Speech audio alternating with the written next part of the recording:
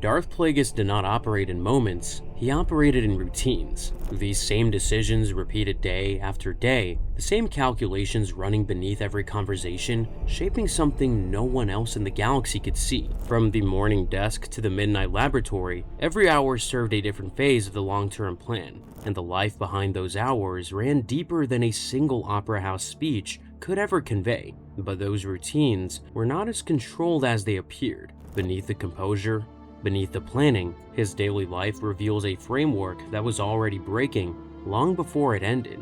The most detailed account of Plagueis' life comes from James Luceno's novel Within the Legends continuity, while official canon preserves the broad outline confirmed in Revenge of the Sith and across Lucasfilm's published records. Both continuities shape the portrait that follows, and together they build a picture more detailed than either one alone suggests. For decades, behind every galaxy-shaping crisis in the prequel era, there was a boardroom decision no one ever traced back to the Sith. Many of those decisions ran through the offices of Damask Holdings, an investment and consulting firm run by a moon named Damask. He was tall, thin, and pale skin, with an elongated skull and narrow features built for boardrooms, not battlefields. Damask was the public identity of Darth Plagueis, and his firm was not a company in any normal sense. Luceno's novel opens up the full scope of this operation, and the picture it paints is remarkable for how ordinary it looks on the surface. Damask Holdings reached into plasma mining, political consulting, corporate deals, and resource development across dozens of worlds. The firm built contacts inside planetary governments who reported directly to a Dark Lord they had never met. None of this drew suspicion. All of it looked exactly like the kind of work a moon financial house was expected to do. In truth, an entire galaxy ran on decisions made before the first morning meeting was over. A typical morning for Plagueis meant sitting behind a polished desk, reviewing intelligence dispatches disguised as market reports, approving investments designed to create ties that would not pay off for years, and settling disputes whose outcomes quietly advanced the Sith agenda one invisible step at a time. What made these mornings remarkable was not the work itself, it was how completely a Dark Lord disappeared into it. A handshake, a carefully worded message, a redirected investment, all of it carried a second meaning that only one person in the room understood. And Plagueis conducted these hours with the same focus he brought to his most dangerous experiments. The firm's clients saw a discreet, competent brokerage. They never saw what it actually was, an intelligence network running on their money. Plagueis was built for this cover. Moons had long dominated the intergalactic banking clan and were known across the galaxy as mathematicians and financiers. No one looked twice at another moon with financial interests, and his species' reputation reinforced the disguise at every turn. Luceno's Legends chapters build out this hidden operation in detail that canon does not cover, revealing a Dark Lord whose public life blended seamlessly into the financial elite he moved among. For nearly 1,000 years, the Sith had lived under the rule of two established by Darth Bane, only a master and an apprentice growing in the shadows, while the Jedi assumed their ancient rivals had been wiped out entirely. Plagueis did not simply hide inside that tradition, he took it further, planting himself so deep inside the galaxy's financial world that no outsider would ever think to look beneath the surface. Beyond the desk, his standing inside one of Coruscant's most exclusive circles reinforced the disguise even further. The Order of the Candid Circle was an elite fraternity whose members included some of the galaxy's most powerful and wealthy beings. Plagueis held standing within the Order as Damask, and that membership gave him credibility a secretive Dark Lord would otherwise struggle to build. It also meant access to financial intelligence, investment networks, and political contacts that fed directly into the operations of Damask Holdings. The Order's members dealt with Damask as one of their own, and that acceptance opened doors that money alone could never unlock. Meanwhile, a private security detail kept the cover intact beyond the boardroom. The Sun Guards of Thyrsis, elite Thursian mercenaries feared across the galaxy, ensured no physical threat reached him, while the life he had built made the public identity indistinguishable from the real one. Still, the most revealing part of this double life played out at private gatherings on a secluded moon. The annual Sojourn events brought the galaxy's political and corporate elite to a private estate where the real business happened after dark. The sojourn passages in Luceno's novel capture the arrivals in careful detail. Senators who control voting blocks and corporate executives who control supply chains, stepping onto manicured grounds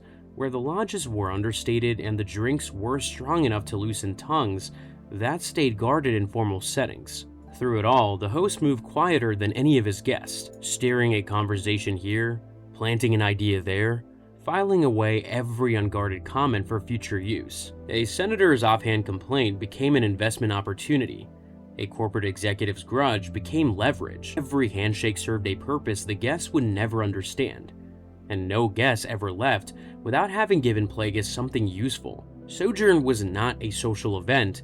It was a harvesting operation disguised as hospitality, and Plagueis ran it every year with patient, deliberate focus. In time, the favors flowing out of those gatherings were designed to make future crises unavoidable. Plagueis was not reacting to galactic politics. He was engineering the conditions under which galactic politics would produce the exact outcomes the Sith agenda needed. Naboo is the clearest example.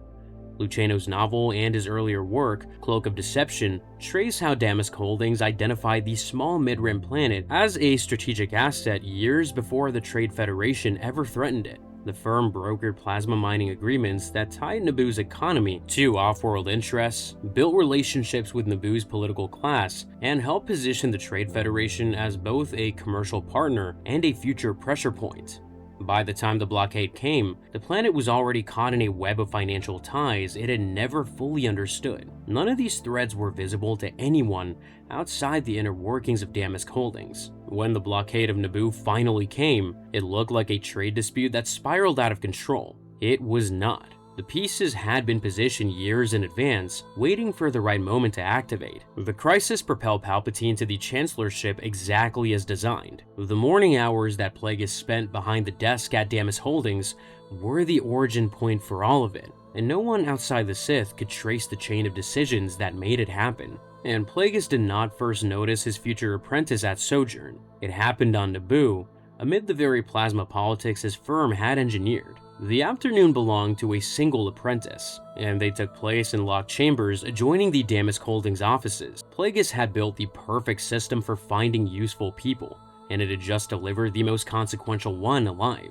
Luceno follows their first contact through the Naboo chapters in careful detail. The young Palpatine was Force-sensitive, politically talented, and carried a coldness beneath his polished exterior that most people mistook for composure. Plagueis saw it for what it was. Private meetings followed, first on Naboo, then in Damask Holdings facilities where the real training began, behind locked doors. The double life Plagueis demanded of his apprentice was the same one his own master had lived. Darth Tenebris had maintained a public identity as Rugus Gnome, a celebrated starship designer whose technical reputation gave him access to industrial and scientific circles across the galaxy. The tradition of hiding in plain sight was generational, and Plagueis intended Palpatine to perfect it. What followed was less instruction and more construction sessions designed to make a Sith apprentice electable. In those private chambers, the towering moon walked his apprentice through the architecture of galactic politics, identifying which senators would resist, which could be pressured through financial ties Damask Holdings had already created, and which would fold on their own once conditions shifted. These midday sessions could run for hours, Plagueis shifting seamlessly from the morning's financial operations to the afternoon's political training without ever leaving the building. Those enclosed spaces served as lecture halls, planning chambers, and testing grounds all at once, and the two spent more of each day together than most political partners spent in a year. Palpatine absorbed these lessons with a focus that bordered on hunger. He asked sharp questions, remembered details from sessions held months earlier, and never once showed the kind of impatience that would have signaled to Plagueis that the apprentice was growing restless. Beneath that calm, however, something altogether more dangerous was taking shape. Plagueis tested him constantly, pushing political scenarios further to see how Palpatine adapted, and the younger man never disappointed. He adjusted to every new challenge with a speed that should have raised more concern than it did. What Plagueis did not fully appreciate was that his apprentice's composure was not simply controlled, it was a cover of its own. The lessons, The corrections, the constant reminders that the Sith agenda was the Master's design, all of it filed away in the apprentice's mind not as wisdom received, but as proof that Plagueis still considered himself the superior. Palpatine did not resent the training, he resented the leash. Luceno goes further, showing that before the formal apprenticeship even began, Palpatine had already demonstrated what he was capable of. He had taken the lives of his own parents and siblings, an act Plagueis encouraged as proof that the young man's commitment to power was absolute and irreversible. It was not an act of impulse, it was a test, and Palpatine passed it without hesitation. That was the anchor beneath every polished lesson that followed. He had already proven he could remove anyone who stood in his way, including the people closest to him. The violence was not a flaw in the apprentice, it was the qualification. Luceno's novel captures the tension at the heart of their partnership with uncomfortable clarity. It was a political arrangement built on shared strengths. Plagueis provided the connections, the funding, and the strategic positioning. Palpatine provided the public-facing political talent that a non-human, behind-the-scenes operator could never supply on his own. The broader operation extended far beyond those locked doors. The Sith agenda was not a two-person project, it was an enterprise with multiple assets deployed at once, and Plagueis directed the broader strategy from behind the scenes while calibrating his apprentice's political career one session at a time. The arrangement worked because it gave each of them something the other could not produce alone, and for years it ran without friction. Yet the fatal flaw in this arrangement would not become visible until the apprentice no longer needed the system that built him. Every promotion, every key alliance, every political opportunity that seemed to fall into Palpatine's lap had been arranged months or years earlier by a Dark Lord the young politician never mentioned in public. The arrangement worked brilliantly as a political strategy, but it carried one fatal assumption, that the weapon would always need the hand that forged it. That day of reckoning was still years away. In the meantime, the midday sessions continued, the Master sharpening the weapon, the apprentice quietly measuring the distance between where he stood and where he intended to stand alone. But the deeper Plagueis embedded himself in galactic politics, the more visible he became to those who wanted him gone. One night at the lodge of the Candid Circle, the cover nearly cost him his life. Maladian operatives hired by the Grand Senator Pack's team as part of a political conspiracy ambushed him during an event at the lodge. The strike tore through his throat and jaw, leaving his breathing permanently compromised. From that night forward, Plagueis required a transpirator to breathe, a device that covered the lower half of his face and force-filtered air into his damaged airway with a constant low hiss that never stopped. The attack came from inside the very political world he had spent years infiltrating, and it nearly ended everything.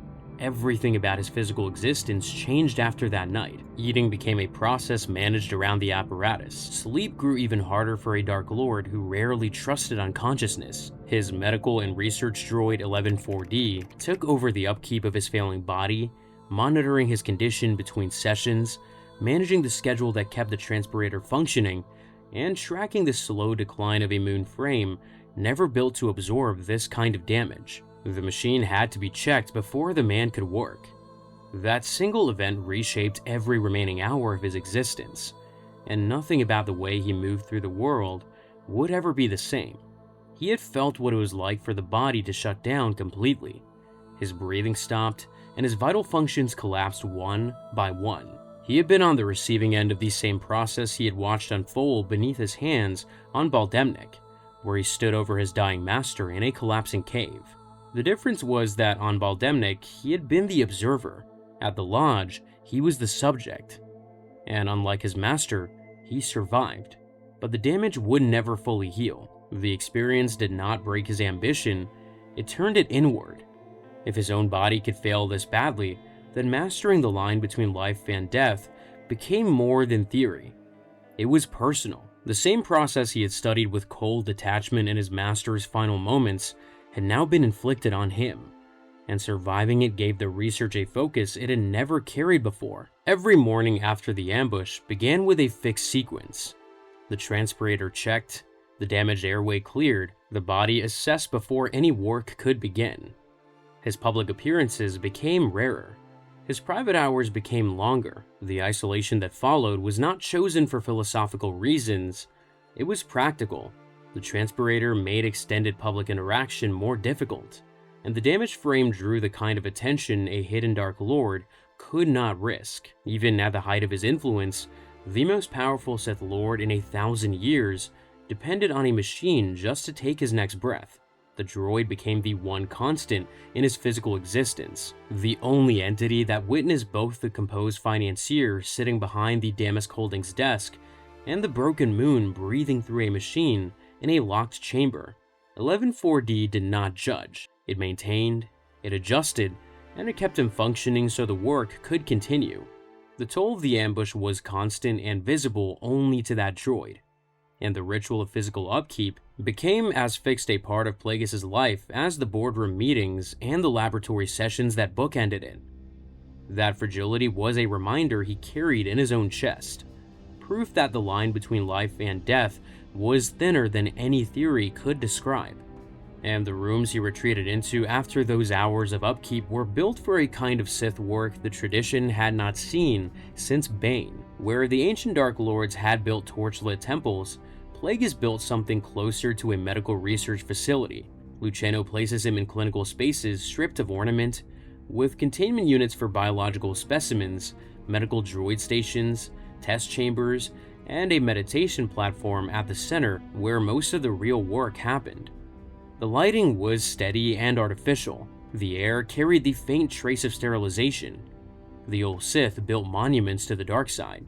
Plagueis built a workspace sealed off from the outside world and accessible only to himself and his droid. If someone had walked into those chambers unannounced, they would not have found a dark wizard performing rituals. They would have found a moon attended by a droid breathing through a machine in a room designed for results, not ceremony. He was not the first in the lineage to experiment with the boundary between life and death. Darth Andedu had hoarded the secret of transferring consciousness beyond the body millennia earlier, and the alchemists who followed relied on ritual, incantation, and raw force power. Plagueis relied on observation, measurement, and repeatable results. That difference alone separated him from every Sith who had come before, and it defined everything that followed. The foundation for this approach came from his fallen master. Darth Tenebris had been a Bith, a species known for analytical thinking, and Matthew Stover's short story The Tenebris Way reveals the depth of that scientific temperament firsthand, told from the dying Tenebris' own perspective as his final calculated scheme unfolded inside his apprentice's cells. Tenebris applied calculation to strategy. Plagueis took that further and applied it to the Force itself, treating it as a natural force with rules that could be studied, tested, and eventually bent to his will. Where his predecessors had relied on instinct and tradition, Plagueis built a research program with variables, controls, and documented results. The steady hours he kept in the laboratory reflected that inheritance directly. At the center of that work sat one idea that would eventually threaten the balance of the Force itself. Midichlorians, the microscopic life forms within the cells of all living things that serve as the bridge between biology and the Force. Plagueis' core idea was simple enough to state in a single sentence: if midichlorians are the connection between biology and the Force, then controlling midichlorians means controlling the Force at its most basic level. He treated this as a hypothesis and tested it like one. Current canon keeps Plagueis active in the same pre-prequel era, and the Acolyte's first season finale confirmed his presence with a brief CGI appearance that placed him physically inside the timeline for the first time on screen. His contribution to Daniel Wallace's Book of Sith read less like dark side philosophy and more like research notes left behind by someone who expected the work to continue after him. The reality of that testing consumed nearly every private hour he had left. A typical session began in near total silence. Plagueis lowered himself into his meditation space and extended his awareness outward into the living organisms restrained in adjacent chambers. He pressed against their midichlorian populations through the Force, pushing to see how far he could direct biological function before resistance set in or the organism collapsed. Luceno gives this process a physical weight that most stories in this tradition lack. Plagueis' long fingers would grip the edge of whatever surface he rested on, the tendons visible through the thin moon skin, as sustained force manipulation took its toll on a body that was already compromised. Each session left him drained in ways his weakened frame recovered from slowly and with difficulty. Afterward, 11-4D managed everything, adjusting the transpirator, monitoring respiration, and keeping the laboratory locked down. The droid was the support system that allowed the research to continue session after session, year after year. His clearest breakthrough came not with a nameless test subject, but with a fallen member of the Sith Order itself. Darth Venomous, a Bith whom Tenebrous had secretly trained as a second apprentice in violation of the Rule of Two, became Plagueis' most significant experiment after being defeated and captured. Venomous was kept in a comatose state for years, a living force wielder preserved in long-term stasis, while Plagueis used him as research material. Periodically, Plagueis let the Bith slip toward the edge, pulled him back through midichlorian manipulation, and repeated the process until the body's organs finally gave out for good. The recoveries grew slower each time, the organs less responsive, the midichlorians harder to coax back into sustained function. Each cycle also taught Plagueis something new about how midichlorians behaved at the point where biological function gives way entirely, and where the limits of his influence actually were. It was sustained over years, the closest anyone in the Sith tradition had come to a repeatable experiment on the boundary between life and death. No previous Dark Lord had documented this process with this level of care, and no previous experiment had lasted this long with a Force-sensitive subject. For a Dark Lord who breathed through a machine and carried the toll of his own brush with death every day, that evidence was not academic. It was personal. And it was the foundation of everything he still believed he could achieve. That was not immortality, but it was proof that the boundary was not fixed. After years of isolated experiments, Plagueis finally stood closer than any Sith in history to deciding whether something lived or died. The first ability was the power to influence midichlorians to create life. The second was the power to keep others from dying. These are the two abilities Palpatine described in the opera scene from Revenge of the Sith, and Luceno's Legends work provides the only detailed account of how Plagueis pursued them. Both were earned through recorded results, adjusted variables, repeated failures, and small gains that came so slowly that years could pass between meaningful breakthroughs. The earliest attempts produced nothing useful. Some specimens collapsed immediately under the slightest pressure. Others held for hours before giving out without warning. The man who hosted elegant retreats and exchanged pleasantries with senators spent his private hours treating sentient life as laboratory stock. He recorded every response, every variable that produced a different outcome, and the distance between what he could do and what he wanted to achieve stayed enormous for years at a time. The late hours that consumed these sessions became the most solitary stretch of his entire day. Over time, though, the failures gave way to something unmistakable. Luceno renders the moment Plagueis first felt midichlorians respond to his directed intent. It was not passive. Something shifted inside the living organism on his table, a movement bending toward the force he applied. His hands tightened against the platform edge, his breathing quickened through the transpirator, and for the first time in years, the result matched the theory. The gap between the Force and biology could be crossed on purpose, not through ritual or instinct, but through repeatable action. That single result justified years of failed attempts.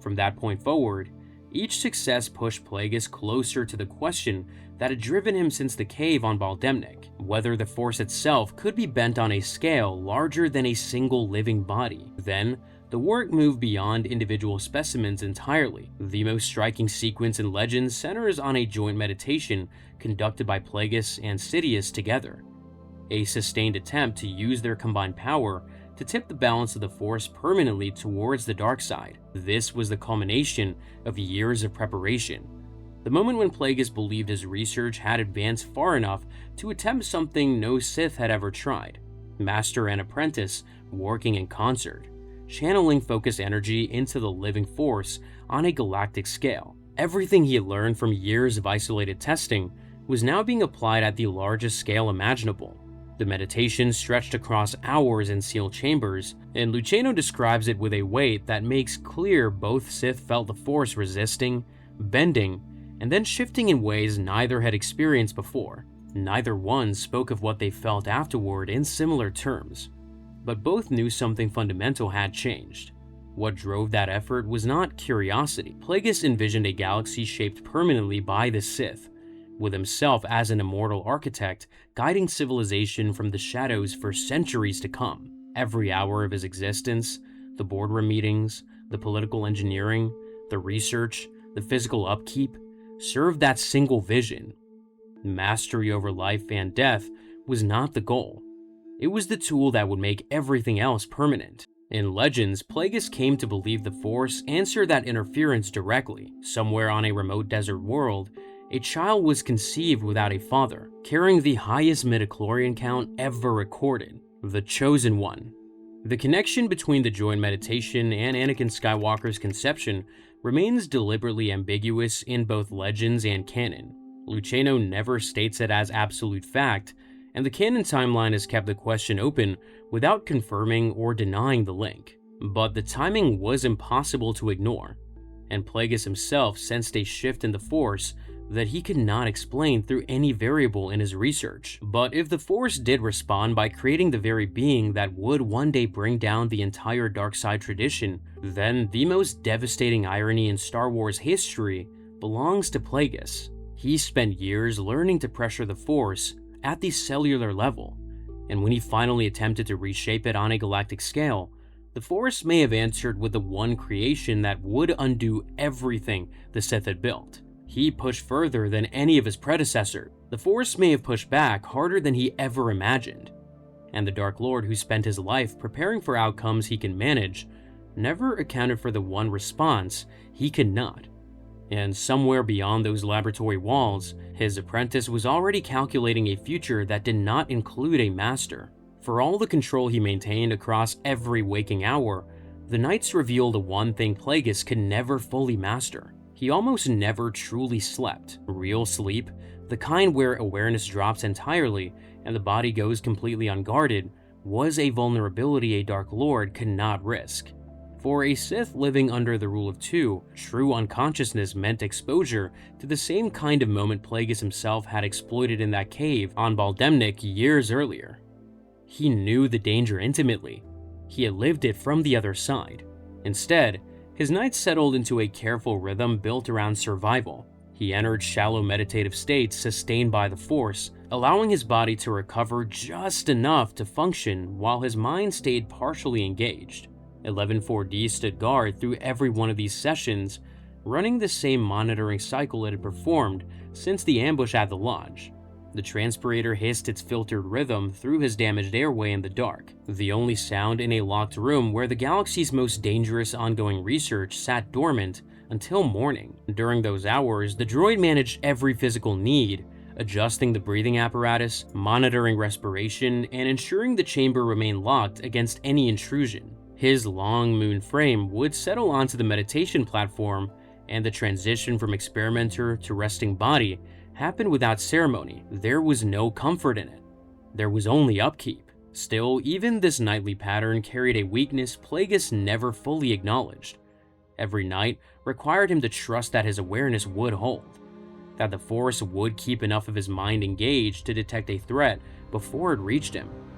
The shallow rest had worked for years, the droid never failed, and the apparatus never stopped, but everything depended on one assumption that no amount of planning could guarantee forever, that no moment of genuine exhaustion, no night of lowered guard, no single lapse in a lifetime of control would ever leave him fully exposed. And for a Dark Lord whose body demanded more from him than it was built to give, the possibility of that lapse was never as distant as the pattern made it appear. He had struck down his master in exactly that kind of unguarded moment, and the nightly pattern was a negotiation with the same vulnerability that had ended Darth Tenebrous on the floor of a collapsing cave. The Tenebrous Way shows that Tenebrous himself had a plan to survive beyond that final breath, a scheme to cheat the rule of two by hiding his consciousness inside a virus engineered to live within the killer's own cells. The Bith Lord had calculated everything, prepared for years, and been certain his plan would work. It failed. Plagueis was the one who proved that failure. The apprentice who showed that no amount of planning survives the moment when a stronger will decides the arrangement is over. He had done to Tenebris exactly what the Rule of Two was designed to produce. He knew the precedent because he had said it. And somewhere in that city, the apprentice he had trained to surpass every limitation carried that same capacity inside a mind Plagueis had sharpened himself. And still, every night, he trusted the pattern to hold. Night after night, the transpirator hissed its rhythm. The droid stood watch, and the Dark Lord's awareness flickered at the edges of consciousness, ready to snap back at the first sign of danger. But no pattern built on control alone can hold forever, and the one night it failed would be the last night that mattered. The mornings looked like business, the middays looked like mentorship, and the evenings looked like research. None of it was what it appeared to be, and the one person who understood all of it never saw the end coming. Every skill Plagueis instilled in that apprentice, every political instinct, every lesson in patience, was eventually turned against him. The full story of how he found Palpatine, shaped him, and created the Sith Lord who would end him is already on this channel. And for those who want everything, from the cave on Baldemnik to the Opera House speech, to the final night that ended it all, the complete story of Darth Plagueis is here as well.